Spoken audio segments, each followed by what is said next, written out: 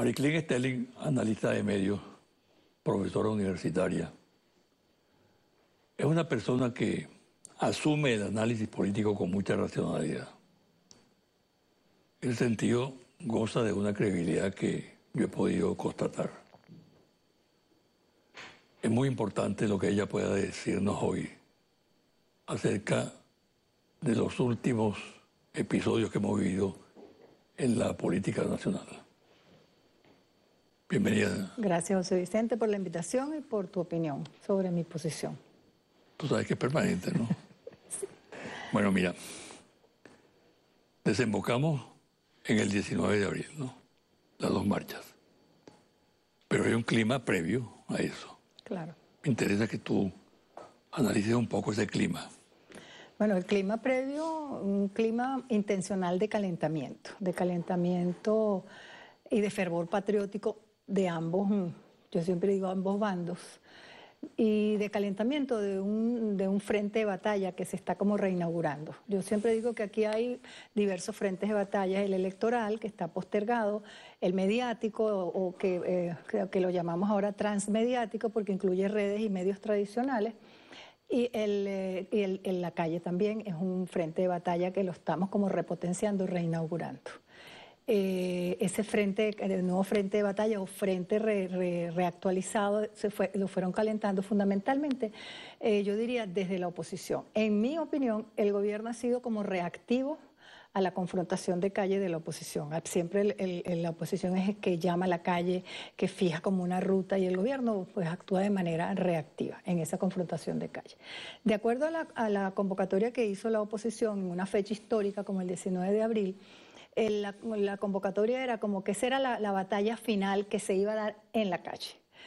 Yo creo que de alguna manera hubo un error de cálculo de la oposición, porque un término que yo he venido usando, el músculo chavista está despertando, y creo que el músculo chavista se nos ofreció fuertemente el 19 de abril. Creo que fue sorpresa para unos y otros, fundamentalmente para la oposición, que supongo que pensaba que iba a arropar con una marcha que fue importante.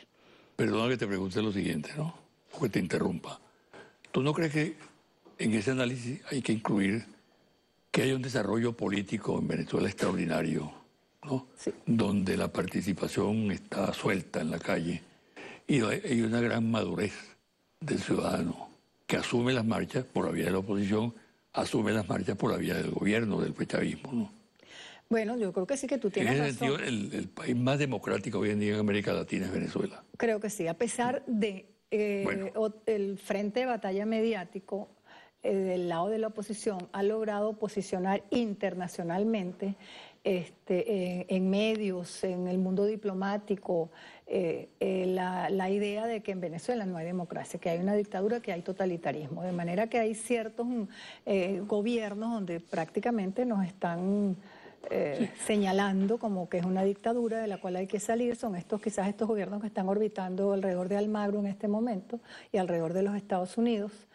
Sin embargo, estoy de acuerdo contigo en que aquí hay un despertar democrático donde hasta el momento democráticamente estamos los venezolanos intentando pues posicionar el país que creemos y en el cual queremos posicionar o construir en Venezuela. Y eso lo hemos hecho hasta el momento democráticamente.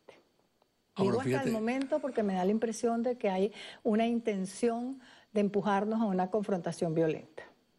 Sí, desde luego, porque en esa situación tensa y con la agresividad que muestra la oposición en sus marchas y en otros episodios, ahí pone a prueba la capacidad de defensa del Estado. Claro. ¿No? El monopolio de la violencia que se dice que lo tiene el Estado. Cuando unos manifestantes agreden a un policía, a un guardia nacional, bueno, en cualquier país de la tierra hay una respuesta. Por supuesto. ¿No?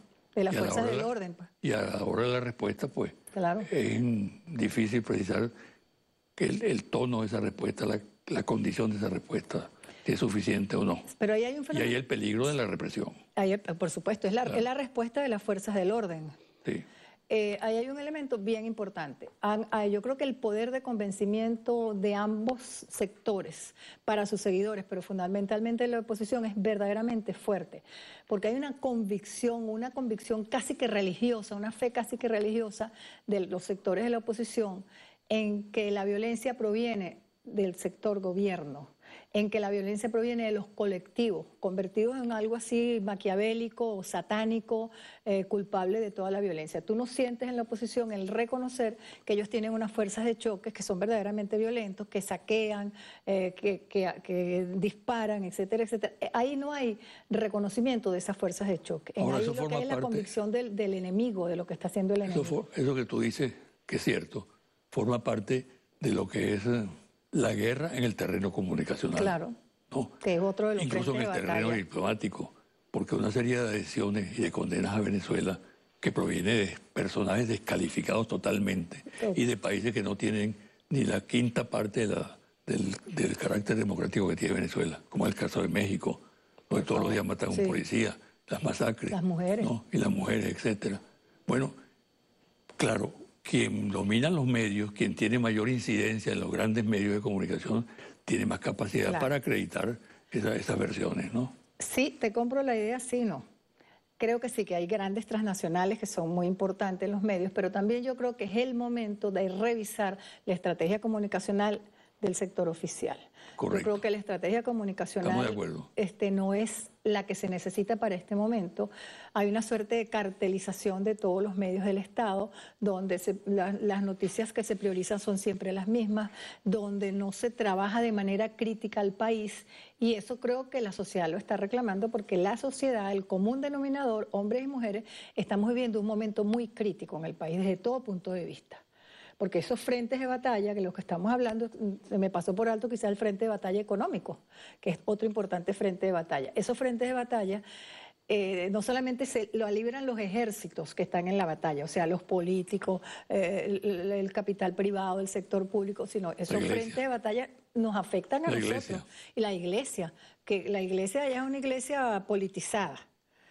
Pero eso afecta a la ciudadanía, a nosotros, a lo que estamos en el día a día, nos afecta esas batallas quizás ajenas al día a día. ¿Sí? Ahí hay víctimas de esos cuatro frentes de batalla. Las víctimas es la ciudadanía, eso está claro. Y la ciudadanía tiene poder de decisión, decide, en caso de unas elecciones va a tomar decisiones por quién votar. Yo creo, por ejemplo, que las marchas de la oposición han sido importantes. No debemos desmeritar para nada ninguno de los dos bandos. Las marchas han sido muy importantes, pero yo creo que ahí está ocurriendo un fenómeno como el que ocurrió el 6D. Muchas personas votaron contra una gestión y no por la oposición. En este caso, yo creo que mucha gente está marchando contra algo y no porque apoyan a la oposición. Ese es un fenómeno interesantísimo que habría que analizarlo, porque además supone que hay importante número de ciudadanos y ciudadanas que están marchando, quizás en otro bando, que son rescatables. Exacto. Ahora, fíjate, arribamos al 19 de abril, ¿no?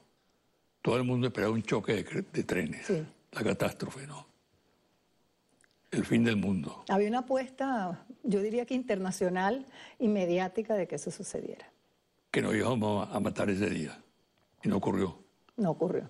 Ahí me recordó lo que me decía Gaviria, el expresidente de Colombia, cuando teníamos las mesas después del golpe del 11 de abril, que él no entendía cómo dos pueblos tan parecidos reaccionaban de manera distinta a la hora de la violencia. Claro, solventamos los problemas de manera distinta. El colombiano se mata, sí, el venezolano se frena, ¿no? Y hasta ahora es evidente que ocurre eso. Hay desde luego víctimas lamentables, pero no con carácter masivo, de masacre, etcétera. No, para nada. Exacto. ¿Qué pasó que no hubo choque de trenes? Bueno, yo creo que eso habla mucho del ser democrático y pacífico del venezolano. Yo creo que en este momento, a pesar de los llamados a la paz y a la democracia y al diálogo que están haciendo voceros oficiales, que pareciera que no los oímos. Yo creo que el venezolano encuentra vías para confrontar sus problemas. El humor es uno, las marchas, las hemos encontrado las marchas como vía de drenar hasta la violencia que tenemos, los deseos de destruir al otro. ¿Dónde destruyo al otro? ¿Dónde lo derroto? Lo derroto en una elección, lo derroto en una marcha, lo derroto a través de los medios de comunicación, lo derroto en las redes. Lo derroto en el discurso de los líderes políticos, porque otro frente importante que hay que analizar es el discurso político. Sí, la violencia estaría en lo virtual entonces. La violencia en lo simbólico, en el verbo, en las marchas que han habido violencia, porque no se puede negar, y han habido fallecimientos como tú señalaste, pero las marchas no terminan en una matazón, para nada. Se marcha, cada cual define, porque también hay como zonas, ya hay una geografía o una geopolítica del espacio. Se ha configurado una geopolítica del espacio. Este es mi espacio, no me lo invada. Este es el mío, donde yo marcho libremente. Todos esos elementos nos sirven a nosotros para drenar los deseos de destrucción del otro. Y hemos ido encontrando canales de derrotar al otro, pero no con la violencia física ni con la muerte. Ahora, ¿qué fue lo determinante para que no se produjera la catástrofe? Bueno, yo creo que las fuerzas del orden tuvieron un importante papel allí, manteniendo el orden, y yo creo que quizás las personas que marcharon de alguna manera lograron pacíficamente derrotar a los violentos, a los grupos violentos que habían, esta suerte de terrorismo que surge en las marchas de la oposición, y yo me imagino que la gran mayoría de la ciudadanía pues no, de alguna manera no apoya eso. Y terminan pacíficamente sus marchas y se van a su casa. Además, hay el miedo también de la muerte. Lo que tú marchas con sensación de que, bueno, me puede tocar a mí, aunque hayan sido pocos los fallecimientos, hay un cierto temor de circular. Ayer había miedo de circular, hoy la gente se retiró rápidamente de algunos sectores donde habían conflictos. Se retira a sus casas, de manera que todavía nosotros no hemos como pueblo tomado la decisión de destruir físicamente al adversario. Tenemos muchas vías, hemos abierto los venezolanos para derrotar al adversario. Hagamos una pausa. Y al regresar, quiero que abordemos el 19 de abril